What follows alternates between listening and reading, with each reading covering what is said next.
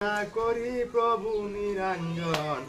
দ্বিতীয় রাসূলের নামটি উস্তাদে রসন করে লেখা যায় ভাই কবির কল্পনা কবিকার উল্লুমি আর করিলেন রচনা দিলামই মসি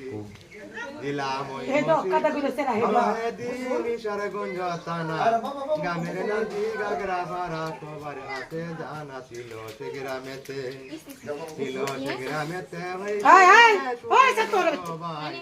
বিরাট সম্পত্তি আছে লেখিয়া জানাই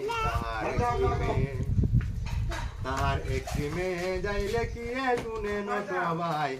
সন্ধ্যারানী বলে ডাকে তার বাসে মাই দিল স্কুলেতে যুক্ত মতে আসে আর করে প্রাইমারো স্কুল কেবল ভাষণাই করে